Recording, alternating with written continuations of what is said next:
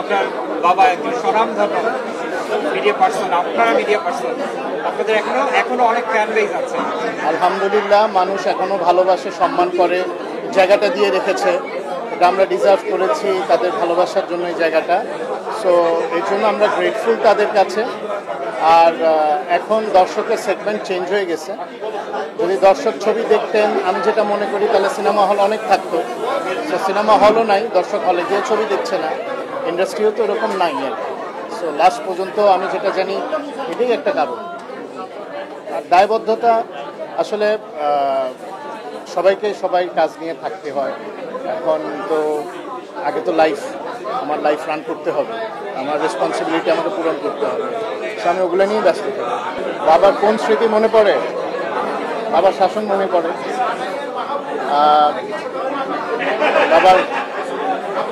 বাবার আদর মনে পড়ে, যেভাবে আমাদের মানুষ করেছেন। প্রতিটা মুহূর্তে বাবাকে মনে পড়ে, না মনে করার কিছু নাই। আমি কেন, সবাই যাদের বাবা নাই, মা নাই, ডেফিনেটলি তারা তাদের বাবা মাকে মিস করে। তো আমি লাকি, আলহামদুলিল্লাহ, যে মানুষ এখনো মনে রেখেছে। আমি তো নাই, কাজ করি না, তারপরেও মনে রেখেছে। এটা তো অনেক বড় পাওয়া না? আমরা গ্রেটফুল, আমি কৃতজ্ঞ যে মানুষ, আমার ফ্যামিলি, বাবা, আমার ভাইয়াকে, আমাদের মনে রেখেছে। অনেক বড় ব্যাপার, অনেক বড় পাওয়া। ভাইয়ার সাথে তো দুইটা কাজ হয়েছে, খুব মজা করেই কাজ করেছি। আমাদের একটা অন্যরকম ভ্রাতৃত্ব বোধ আছে। প্রফেশনাল কিছু না, ভাই হিসেবেই কাজ করেছি এবং এনজয় করেছি। তো ভালো, ভাইয়ের সাথে দেখা হলে তো গল্প হয়, কথা হয়। আপনি ছবি বানান, আমাদের কাজ করেন, করবো। ভাইয়া ডাকি অবশ্যই চলে আসি, কফি খাই, এনজয় করি, মজাই লাগে। ভাই, আপনি কতটুকু কফি লাভার?